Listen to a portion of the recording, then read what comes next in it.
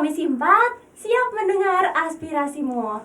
Halo teman-teman semuanya, kali ini kita kembali lagi nih di acara Bincang Aspirasi. Nah, di acara Bincang Aspirasi kita kali ini ternyata ada yang spesial loh guys. Ada apa ya? Nah, jadi kali ini kita bakal bahas isu yang mana isu ini tuh masih hot banget, masih jadi perbincangan hangat di antara mahasiswa-mahasiswa nih Bapak, terkhususnya mahasiswa semester akhir. Dan kali ini saya nggak sendirian karena saya dibersamai oleh sesosok yang sudah tidak asing lagi bagi mahasiswa ataupun mahasiswi Undip ya, yakni Bapak Adnan. Halo, Halo ya. teman-teman. Wanted ya, ini wanted ya. Nah, teman-teman, Bapak Adnan ini adalah selaku ketua dari P2 KKN Undip itu sendiri. Yang belum follow IG-nya mungkin harus follow ya Bapak follow, ya. silakan. Harus di-follow guys, karena isinya informasi-informasi yang benar-benar kita butuhin, apalagi untuk semester-semester awal ya. Itu bisa buat menyicil pengetahuan ya Pak ya, untuk nantinya kita mengetahui mau ambil KKN apa, seperti itu. Nah, jadi kali ini kan kita akan membahas terkait KKN nih ya Pak. Nah, sependek pengetahuan saya, KKN ini tuh sifatnya wajib nggih bagi mahasiswa semester atas. Kemudian KKN ini merupakan bentuk pengabdian mahasiswa terhadap masyarakat itu sendiri. Nah, yang sering banget menjadi pertanyaan nih ya Pak, perbedaan dari KKN tematik dan juga KKN reguler itu apa sih Pak? Seperti ini kok. Perbedaannya, jadi gini dulu sebelum yang sekarang ya. Itu Undip itu KKN-nya ada 3 macam ya, yaitu KKN reguler, ya, kemudian ada KKN tematik, ya, kemudian satu lagi KKN yang tidak diinginkan. Oh, ada nggak Pak ya? Apa itu ya? Apa ya? Waduh. Ya, KKN tidak diinginkan untuk ini dilaksanakan ya, yaitu KKN tanggap bencana. Oh. Ya, harapannya kalau kita tidak menginginkan adanya bencana, sehingga kegiatan KKN itu tidak ingin dilaksanakan kan ya. Kalau KKN itu harus dilaksanakan berarti ada bencana kan ya. Oke, nah kemudian di semester ini ya adik-adik ya, itu KKN menjadi KKN tematik semua ya. Yang KKN tanggap bencana masih tetap ada. Yang reguler itu kemudian dilebur menjadi KKN tematik. Nah, KKN tematik itu dulu sebelum ada KKN tematik ya. KKN tematik itu dulu dasarnya adalah kalau kegiatan KKN reguler itu di waktu tertentu ya jadwalnya, yaitu bulan Juli, Agustus. Kalau tim satunya itu Januari, Februari, tim 1 ya. Kemudian tim 2 itu Juli, Agustus. Jadi KKN reguler itu ada 2 tim ya, tim 1 dan tim 2. Nah, kemudian ada mahasiswa ya yang mungkin ya ini pengen lulus lebih cepat atau tepat waktu, nggak harus nunggu periode KKN di bulan Januari Februari atau Juli Agustus. Kemudian ada KKN yang dilaksanakan sewaktu-waktu, yaitu ada KKN tematik. Nah, jadi KKN tematik yang sebelumnya itu dilaksanakan oleh dosen ya, dari hibah pengabdian yang diselenggarakan oleh LPPM. Jadi dosen yang mengajukan hibah pengabdian, ada skimnya, salah satunya adalah KKN tematik, dan ada juga yang lain itu ada IDBU, yang sekarang kan juga teman-teman tahu ya IDBU ya. Apa itu IDBU? IDBU itu Iptek Desa Binaan Undip gitu ya. Nah, kemudian KKN itu KKN tematik.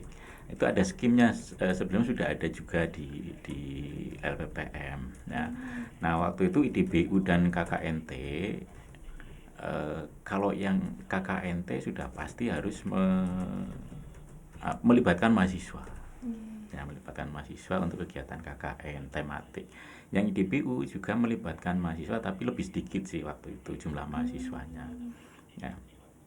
Nah, dosen yang sudah mendapatkan hibah itu kemudian melaksanakan pengabdiannya, salah satunya melibatkan mahasiswa dan dapat melakukan kegiatan KKN, dapat nilai KKN. Nah, itu pengabdiannya dilakukan timelinenya sesuai dengan usulan dosen, tidak di Juli Agustus ya. Tapi bisa juga waktunya di Juli Agustus ya, tergantung dosennya kan ya. Nah, itu. Nah, kalau yang sekarang kemudian yang KKN reguler arahnya ke KKN tematik gitu ya, karena pimpinan itu melihat KKN tematik itu hasilnya itu dampaknya itu lebih gitu, dampaknya lebih ya dibandingkan dengan KKN reguler. Kemudian KKN bagaimana nih KKN reguler? KKN reguler menjadi KKN tematik yang harapannya dampaknya kepada masyarakat itu akan lebih ya. Nah, pelaksanaannya yang sekarang sebenarnya KKN tematik yang sekarang juga timelinenya memadukan antara KKN tematik dan KKN reguler. Seperti itu ya Pak. Kemudian lebih lanjutkan Pak tadi itu bahwasannya KKN tematik ini sendiri berasal dari usulan dosen ya. Nah, kemudian untuk temanya ini sendiri, apakah kiranya mahasiswa itu mampu untuk mengajukan usulan yang nantinya itu di ACC dosen terlebih dahulu atau memang harus murni dari dosen itu sendiri Pak? Oke ya. Yang sekarang pada desa sekarang tuh ya, itu masih dari usulan dosen ya, masih dari usulan dosen yang mengajukan pengabdian ke LPPM yang kemudian didanai oleh LPPM ya. Nah, sebenarnya KKN yang ini nanti akan berjalan kita itu selain dari usulan dosen ya, itu kami juga akan berkolaborasi dengan pemerintah setempat ya, lokasi-lokasi KKN di mana pemerintahnya nanti menjadi lokasi KKN ya, Pemda-Pemda atau lokasi yang jadi tempat KKN itu punya potensi apa atau punya permasalahan apa yang kemudian bisa dikolaborasikan dengan kegiatan mahasiswa ya, yang nantinya judul-judul yang ada dari lokasi KKN itu kita tawarkan ke dosen-dosen untuk diajukan sebagai KKN tematik ya.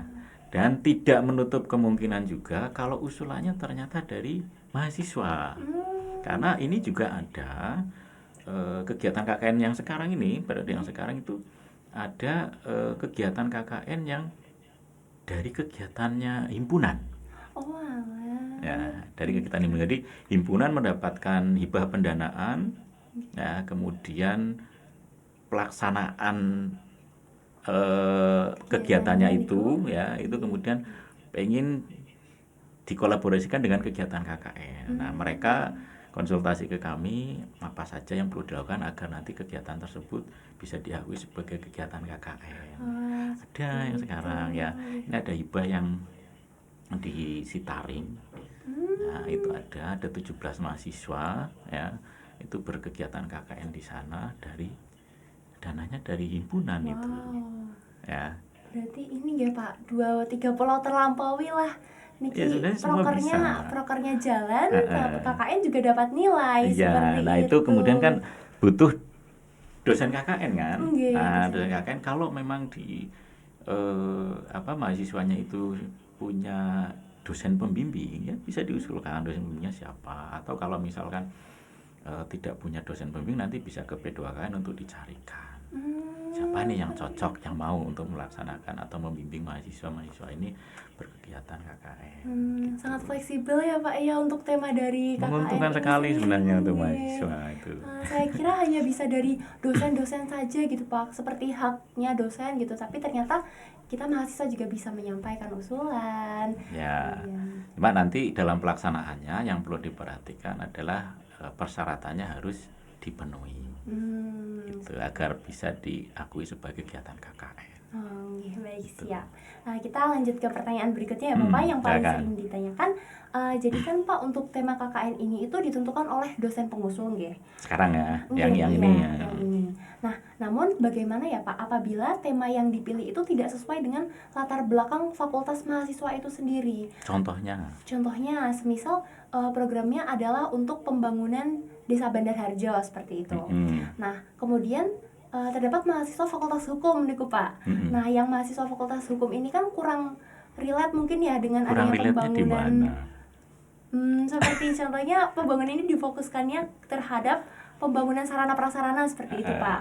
Nah, mungkin di beberapa kasus terdapat adanya ketidaksesuaian dari mahasiswa Fakultas Hukum ini itu untuk membantu dari adanya kontribusi KKN di desa itu. Nah, kemudian apakah terdapat mekanisme untuk menyuarakan keberatan atau mengusulkan penyesuaian supaya program dari KKN ini itu tetap relevan dengan jurusan maupun dari prodi mahasiswa itu sendiri? Oke. Jadi sebenarnya ya, semua permasalahan atau semua hal itu nanti kan bisa dilihat dari sisi keilmuan masing-masing. Contohnya tadi terkait dengan pembangunan di Bandar Harjo gitu ya.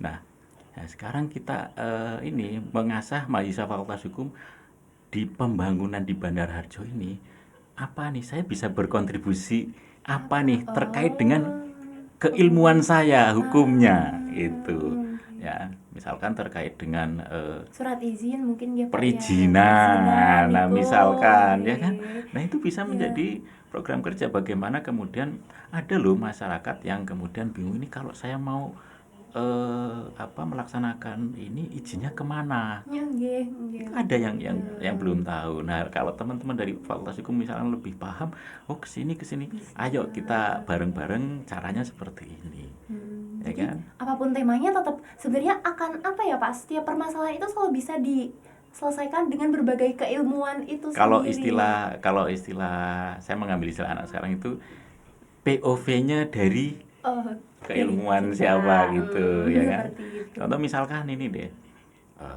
terkait dengan kesehatan, misalkan stunting misalnya, Nggih. ada nggak relate nggak dengan Fakultas Hukum? Hmm, mungkin kembali lagi ke perizinannya kali ya Pak, untuk perizinan dalam mengkontribusikan ini makanan-makanan yang mungkin bergizi untuk dialokasikan ke pengidap ke orang-orang supaya mencegah dari stunting seperti itu mungkin Pak. Ada kan ya, berarti ada ya, Ya, ya ada. ada kan. Jadi sebenarnya bisa. Jadi terkait dengan stunting itu bukan urusannya orang-orang kesehatan saja, ya kan. Kalau stunting urusannya dengan anak teknik apa? Misalkan itu ya. Eh, mungkin kalau teknik Misalkan teknik teknik kimia Pak bisa Niko, teknik teknik kimia. kimia. Kalau teknik komputer, misalkan di tempat saya ini, teknik komputer. Membuat aplikasi supaya bisa track, bisa mereka meriwayat dari makan anak itu sendiri Nah, supaya menyajikan data kemudian agar menyajikan mudah data. untuk ini ya dilihat gitu ya. Nggih. Ada ya. Iya, selalu Nah, ada ya selalu Pak ya. ada ya. Selalu ada. Nah, itu kalau mahasiswa itu salah satunya memang itu yang menjadi isu. Ya Pak, untuk tadi itu kan kita nyampai ke POV dosen itu sendiri. Bagaimana sih Pak POV dosen itu sendiri dalam melihat KKN ini? Ya, betul gini. Jadi kemarin setelah dari LPPM ini nanti KKN tematik semua gitu ya. Kalau dulu ada KKN reguler fakultas, itu menyerahkan semuanya ke LPM. Ini mahasiswa saya mau KKN, gitu kan ya, pasti ikut. Iya. Karena ada KKN reguler, semuanya pasti ikut KKN, ya. Nah, kemudian ketika ini KKN tematik semua, fakultas itu malah bingung. Loh, nanti mahasiswa saya kalau temanya nggak sesuai, bisa nggak mahasiswa saya KKN? Nggih. Berarti kan sama dengan seperti apa? mahasiswanya juga kan ya. Nah, kemudian beberapa fakultas itu kontak ke kami dan kami diminta untuk menjelaskan di beberapa fakultas. Nah, jadi sebenarnya tadi kembali lagi bisa dari sisi manapun ya sebuah permasalahan, ada judul ini, kemudian dari POV-nya si bidang ilmu itu. Nah, kemudian yang ditakutkan lagi waktu itu, kalau temanya itu dosennya itu tidak mengajak mahasiswa kami, terus gimana Pak? Gitu. Betul. Dosen yang ngusulin tema itu nggak ngajak mahasiswa kami. Nah, mahasiswa kami gimana yang tidak diajak? Nanti nggak KKN gitu kan ya. Nah, kemudian kami menyampaikan bahwa jadi kami untuk mengakomodir keduanya ya. Yang pertama, dosen pengusul itu butuh keilmuan yang sesuai dengan temanya. Betul, pasti. Oke, pasti ya. Nah, kemudian sekarang kalau mahasiswa ini yang tidak diajak oleh mahasiswa bagaimana gitu. Nah, kemudian dosen pengusul silahkan mengusulkan beberapa mahasiswa yang bisa membantu untuk melaksanakan program tersebut. Tapi tidak semua. Nah, ini untuk KKN tematik ini kan 50 mahasiswa. Kami menyampaikan bahwa 50% saja maksimal. Maksimal 50%, 25. Dengan di 25 itu juga sudah memenuhi 3 fakultas. Karena untuk KKN kan minimal 3 fakultas. Ya kan? 25 lah.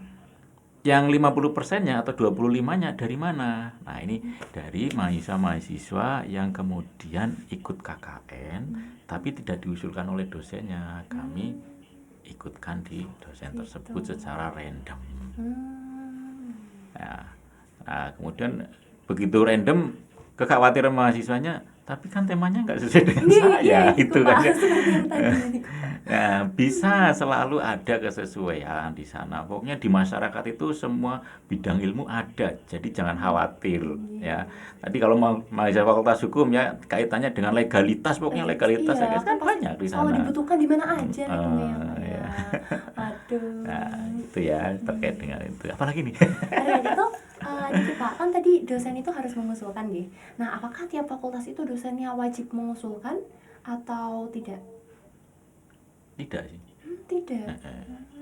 Cuman untuk periode berikutnya nanti harapannya semua fakultas itu wajib mengusulkan. Tapi kebetulan ini karena semua fakultas mengusulkan. Karena salah satunya tadi kekhawatiran nanti mahasiswa saya nggak ada yang ngajak. Jadi semua mengusulkan ini. Oke, baik. Kita move ke selanjutnya gitu Pak.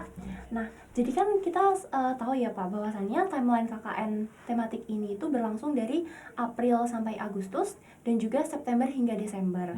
Nah, kemudian bagaimana apabila di saat mahasiswa tersebut mengambil KKN, namun ternyata terdapat ujian nih Pak, bentrok dengan ujian. Ujian apa? Ujian mungkin tengah semester atau ujian akhir semester, Niko. Apakah bisa mengusulkan perizinan terlebih dahulu seperti itu, Bapak? Oke, kalau di bulan April atau mulai Mei katakanlah sebenarnya ujian itu UAS ya, yang ada di situ UAS ya. Sebenarnya dosen kan juga ini tahu bahwa ada UAS. Iya sih, iya betul. Nah, di sini di KKN tematik ini dosen pengusul itu beliau sebagai manajernya lah ya, yang memanage nanti timelinenya seperti apa. Salah satunya misalkan, oh ini ada masa UAS. Nah, berarti nanti mahasiswa diberi kesempatan untuk UAS dulu aja. Oh, jadi boleh tertunda seperti itu dulu ya Pak? Boleh. Seperti itu. Fleksibel nggih? Iya. Jadi dosen itu nanti akan membuat timeline yang tidak mengganggu aktivitas perkuliahan, aktivitas ujian gitu ya. Sehingga kemudian kalau yang pelaksanaannya itu di masa-masa perkuliahan ya, antara bulan April sampai Juni lah ya. Terakhir kan Juni. Nanti UAS kan Juni akhir ya. Kan mereka ada kuliah, ada UAS ya. Nah, itu harapannya kegiatannya menyesuaikan. Jadi mahasiswa bisa kuliah, bisa UAS, bisa KKN. Seperti itu. Ya. Nah, itu kemudian dosen KKN-nya atau dosen pengusulnya membuat timeline, mengatur jadwalnya itu agar bisa biar tidak berbarengan. Ya, mungkin jangan menggunakan kata bertabrakan, kayaknya kok kesannya gimana ya kalau tabrakan itu ya, agar tidak berbarengan gitu ya. Nah, kalau nanti misalkan dosennya kegiatan KKN saya itu pengennya fokus, misalkan fokus mahasiswa itu stay di lokasi gitu ya. Iya. Nah, berarti beliau itu akan mengalokasikan, oh kalau biar mahasiswa bisa stay di lokasi, berarti di masa liburan. Iya. Kapan itu masa liburan? Agustus. Akhir Juni sampai Agustus. Nggih. Nah, itu. Jadi kegiatan KKN yang KKN tematik ini nanti seperti KKN reguler. Ya, stay di sana full, tapi sudah dengan tema yang dibawa. Mahasiswa tidak bingung lagi mencari tema lagi di lokasi KKN. Wah, mantap. Gitu. Kemudian untuk perizinan itu sendiri Pak, mungkin bagi teman-teman yang belum tahu, untuk perizinan KKN itu maksimal berapa kali ya Pak? Kalau di buku panduannya, di aturannya itu sekarang masih diberlaku juga, itu maksimal 4 kali dan tidak boleh berturut-turut. 4 kali. Ya, kecuali dengan kondisi tertentu atau kondisi khusus, misalkan sakit gitu ya, atau sempat juga seperti ini, orang tuanya meninggal. Oh ya. Ya, misalkan ya lagi KKN orang tuanya meninggal, kemudian ternyata rumahnya itu di luar Jawa dan bahkan dari bandara sampai ke lokasi juga butuh waktu kurang lebih katakanlah 1 hari 1 malam atau bahkan sampai 2 hari ada. Nah, kalau seperti itu bagaimana ya? Kami berikan keringanan gitu bahwa silakan pulang dulu karena orang tuanya meninggal kan ya. Silakan pulang dulu, diurusi sampai selesai. Ya, kemudian nanti balik lagi bisa berlanjut untuk KKN. Untuk prosedur dalam pengurusan surat perizinan niki sendiri Pak, itu seperti apa nggih? Ya, tentunya izin dengan dosen KKN-nya, koordinasi dengan dosen KKN-nya yang kemudian nanti bisa disampaikan ke kami di P2 KKN. Jadi dosen KKN mengetahui, kami mengetahui. Oh, seperti itu. Cukup mudah ya Pak ya untuk perizinan dan segala macamnya. Bahkan fleksibel banget KKN ini. Cuma ya itu di buku panduan itu ada perizinan itu ya mana-mana yang boleh izin. Misalkan ya izin umroh. Boleh nggak? Boleh. Karena sempat beli tiketnya Pak. Sebenarnya gini, umroh itu kan kegiatan yang sudah dijadwalkan. Artinya sudah tahu saya tanggal sekian mau umroh. Nah, kalau memang tanggal sekian sampai tanggal sekian mau umroh, ya Kenapa ambil KKN? kenapa ambil KKN? Terus Iya. izin magang misalkan kan sudah dijadwalkan ya. Kenapa ambil magang kemudian ambil KKN gitu. Nah, sebenarnya di buku panduan juga ada bahwa mahasiswa yang mau KKN itu tidak sedang magang, tidak sedang PKL, tidak sedang KKL dan macam-macam itu ada. Seperti itu. Jadi kalau seperti itu udah pasti ditolak ya Pak ya. Ada poin-poin perizinannya di buku panduan. Yes ya. Harus baca buku panduannya ya teman-teman. Oke, untuk next ya Pak ya. Ini mungkin nyerempet ke ekonomi nih Pak. Kan sering banget nih mahasiswa bertanya bahwasannya untuk KKN itu sendiri kan kami bertanggung jawab atas biaya hidupnya, tempat tinggal, bahkan jaket KKN itu sendiri juga kami mengeluarkan biaya untuk itu. Nah, kemudian apakah terdapat adanya subsidi atau bantuan dari kampus itu sendiri Pak bagi mahasiswa yang mungkin memiliki kendala finansial itu? Pun apabila tidak ada, bagaimana kampus ini dapat menjamin bahwa KKN ini dapat dijangkau oleh seluruh mahasiswa tanpa tanpa hambatan finansial seperti itu Pak? Oke. Terkait dengan ini ya subsidi atau subsidi nggih bantuan. Jadi sebenarnya KKN di Undip yang sebelumnya yang sudah juga ya, Undip itu memberikan pendanaan terhadap kegiatan KKN, tapi memang bentuknya dalam bentuk lain, berbeda dengan perguruan tinggi yang lain. Misalnya kalau perguruan tinggi yang lain ada pendanaan dalam bentuk cash money, ada ya. Nah, Undip itu bentuknya dalam bentuk yang lain, misalkan seperti mengantarkan mahasiswa dari Semarang, dari kampus ke lokasi KKN. Ya, kemudian nanti di akhir pelaksanaan menjemput juga sampai ke lokasi ke kampus ya.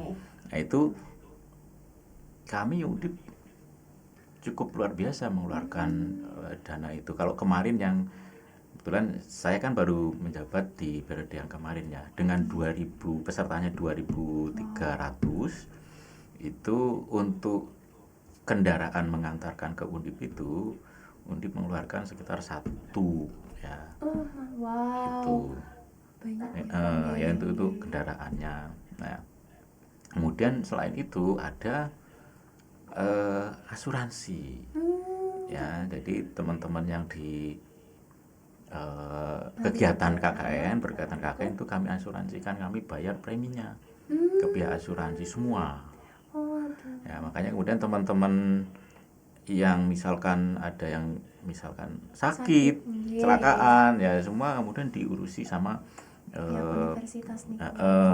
ya. Misalnya kemarin itu ada kecelakaan, kemudian ada Aduh. yang perlu diselesaikan dengan pihak yang berwajib juga Iya. diselesaikan gitu kan ya. Banyak sekali gonjang ya Pak ya. Iya, nah itu ada bantuannya. Dan kalau yang periode kemarin juga, walaupun mohon maaf agak terlambat, juga kami memberikan bantuan program cash money per desa waktu itu 600.000 ya untuk programnya. Jadi ada berbagai macam bantuan sebenarnya. Tapi memang sebelumnya memang tidak dalam cash money. Yang kemarin periode tim 1 ada cash money. Nah ini kalau yang sekarang bagaimana ya?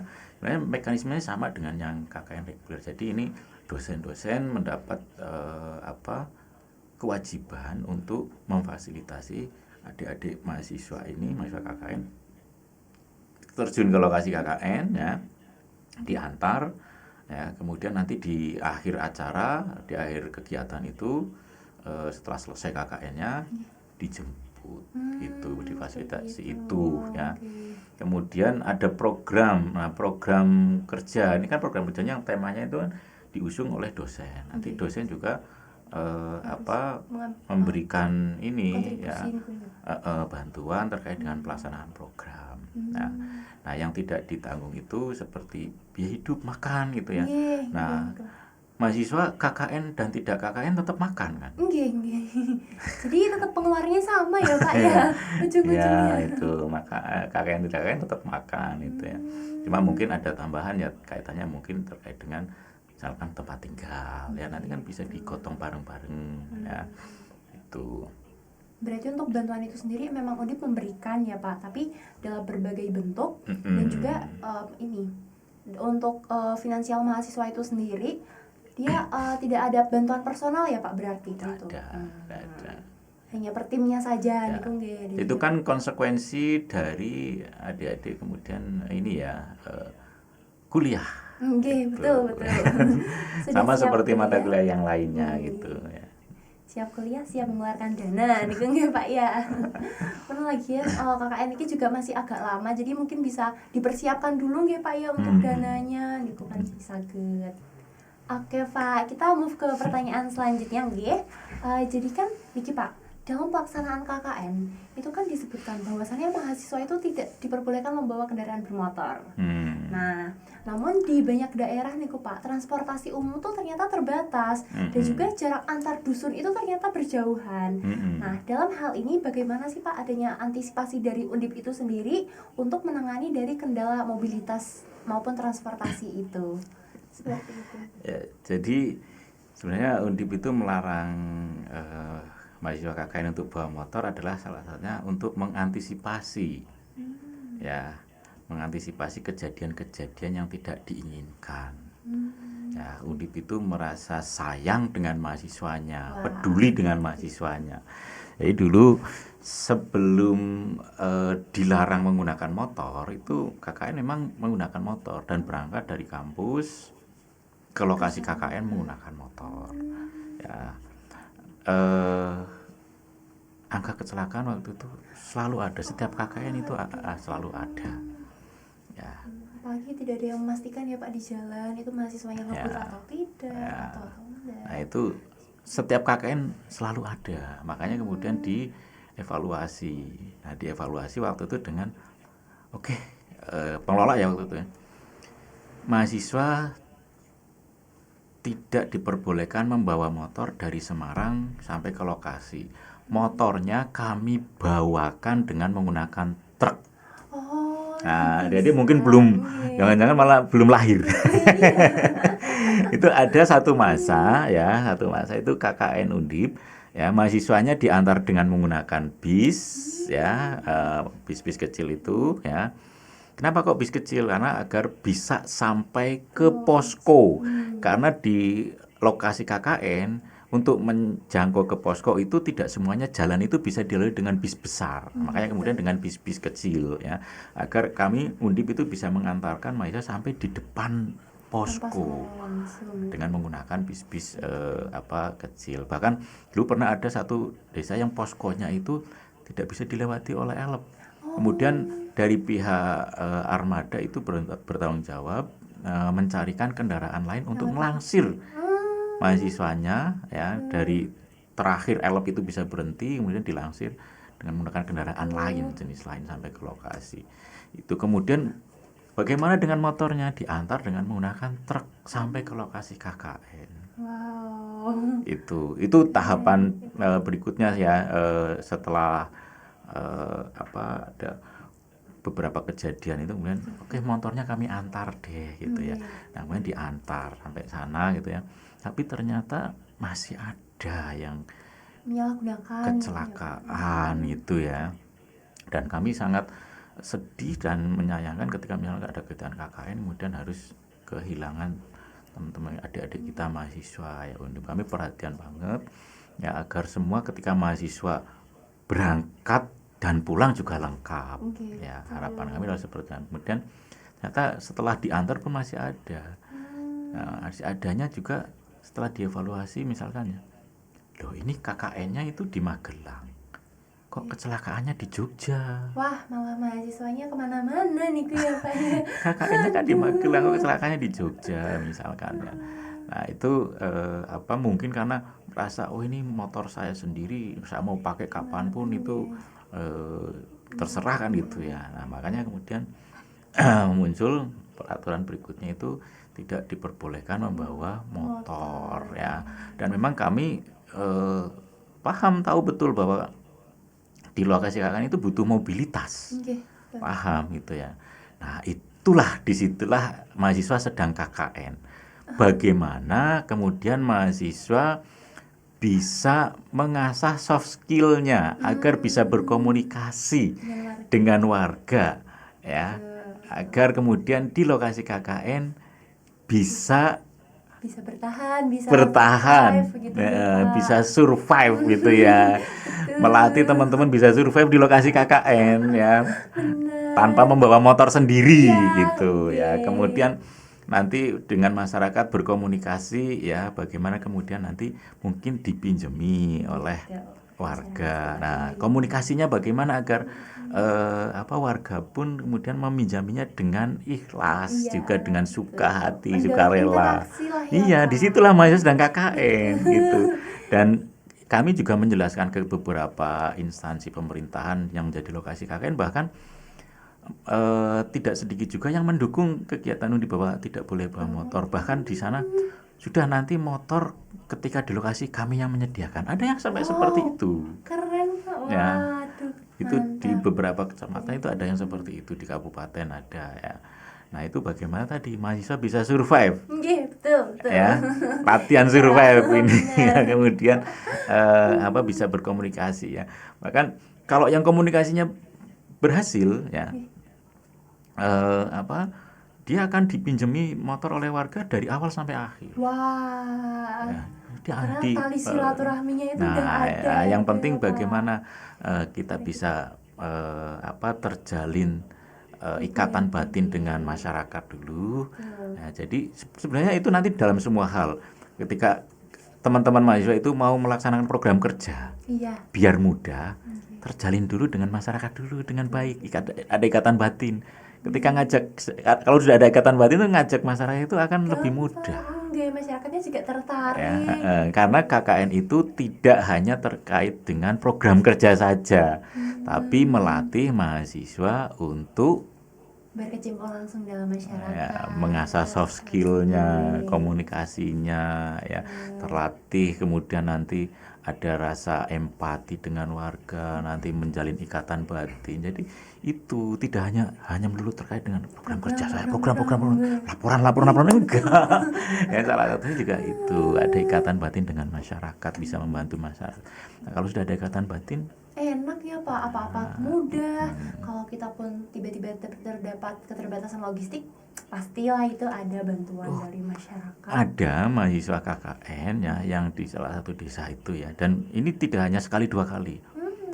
Tempat tinggalnya gratis, setiap jam waktu makan dianterin makan, Ya Allah, mantap gratis ya, semua, keren ada. itu.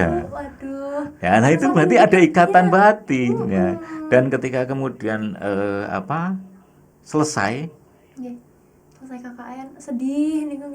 warganya sedih, bahkan hampir semua keluar semua untuk salaman pamitan dengan sedih melepas udah mahasiswanya. Enggak, udah jadi kebiasaan bareng-bareng sama mahasiswa Ya. gitu ya. Nah, harapannya dengan KKN ya, adik-adik itu, dengan KKN itu adik-adik paham betul di masyarakat itu seperti apa.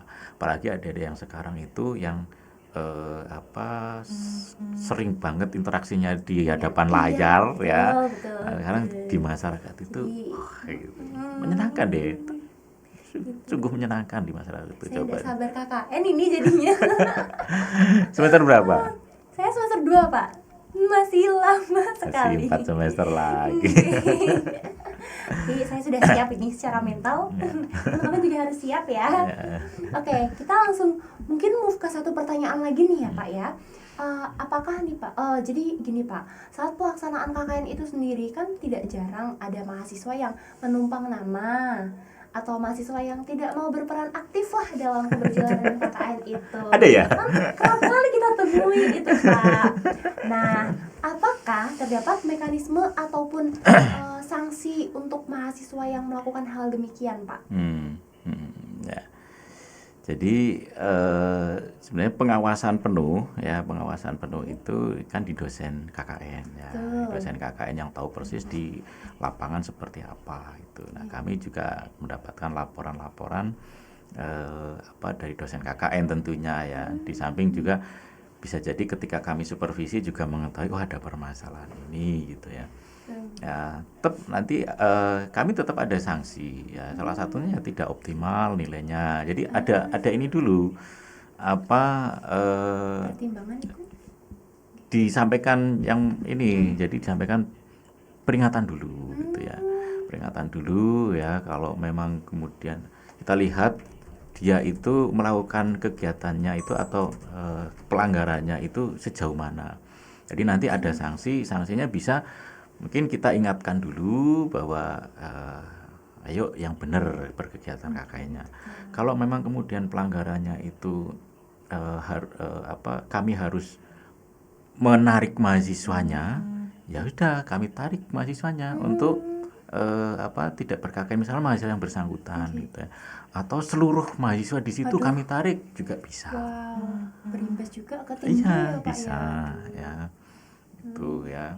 Namun apabila terdapat kejadian seperti itu berarti si mahasiswa yang ditarik niki tidak dapat nilai KKN Pak? Enggak. Mengulang gitu. Ya. Wow. Ya, bisa kita tarik gitu ya, bisa kita tarik. Nah, kemudian kalau memang nanti perlu ditindaklanjuti terkait dengan pelanggarannya, misalkan perlu kita tindak lanjuti ya pelanggarannya. Nanti kita mengacu kepada pelanggaran terkait dengan pelanggaran akademik, ada sanksi akademik. Ya, contohnya di sini kan ada yang kena sanksi akademik juga kemarin. Ini Nico, aduh, tapi nggak boleh di-spill ini Pak, bahaya ini nanti. Aduh, berarti untuk sanksinya sendiri bersifatnya bertahap ya Pak tentu. Iya. Untuk surat peringatan itu sendiri maksimalnya berapa kali Pak? 3 kali. Jadi setelah 3 kali mendapat surat peringatan nantinya akan dikeluarkan apabila tetap tidak terdapat perubahan nih Kung ya. Iya. Aduh. Oke, baik. Karena udah mepet waktu sholat ya teman-teman, kita langsung aja ke nextnya. Ada nasihat untuk mahasiswa nggak sih Pak, atau harapan Bapak maupun pesan yang ingin Bapak sampaikan terhadap peserta-peserta KKN ini supaya nantinya mereka itu dapat mengambil pelajaran serta berkontribusi maksimal dalam pelaksanaan KKN mereka gitu. Oke, yang pertama gini ya. Jadi KKN itu adik-adik ya, itu gerbang Undip kepada masyarakat. Tuh. Ya, baik buruknya Undip itu dari mahasiswa yang KKN. Nah. Ya, jadi jaga nama baik semuanya, tidak hanya Undip, nama baik kalian ya, kemudian nama baik kelompok kalian, nama baik masyarakat di sana ya. Jadi kalau ada sesuatu yang kira-kira tidak masuk, nggak usah kemudian viralkan lah ya. Jaga nama baik masyarakat di sana, jaga nama baik institusi yang di sana, misalnya ada yang KKN di institusi ya, dan jaga institusi Undip juga ya. Jadi nama baik Undip itu ya salah satunya adalah di KKN, karena kalian terjun langsung di lokasi-lokasi di yang mungkin juga ada yang lokasinya cukup jauh gitu ya, misalkan di pegunungan dataran tinggi atau apa ya. Mungkin tadinya nggak tahu Undip, begitu ada mahasiswa datang jadi tahu Undip. Kemudian ketika mahasiswanya bagus, ya tahunya Undip. Dan itu nanti akan menjadi inspirasi yang lain warga juga. dan generasi-generasi penerus yang di sana. Ada Mas Masuk KKN, Undip. Mbak KKN, saya pengen masuk Undip lah, Mbak KKN keren gitu ya, baik-baik. Nah, itu menjadi gerbang. Jadi jaga nama baik semuanya ya. Oke, kemudian adik-adik yang sedang KKN ini juga ya, silakan manfaatkan kegiatan ini untuk adik-adik itu mengasah soft skill adik-adik. Ya, mengasah soft skill adik-adik, kemudian juga saatnya adik-adik itu berkontribusi di masyarakat. Ya, yang selama ini mungkin HP terus ya. Nah, saatnya berkontribusi di masyarakat. Jarang sapa-sapaan sama tetangga bahkan ya. Iya, bahkan sama samping kosnya aja nggak kenal bisa jadi. Nah, ini Betul. atau mungkin di satu wilayah yang belum pernah dikunjungi ya. Oke, ya. Oke, cukup itu ya teman-teman, tadi pembahasan kita bersama Bapak Adnan yang cukup seru ini. Oke. Kurang ya waktunya ya? Oh iya, kurang lama ya sebenarnya ya. Tapi ini dulu akhir kata dulu ya. Burung pipit burung cendrawasih. Cakep. Cukup sekian dan terima kasih. Iya. Terima kasih semuanya. Ya, makasih.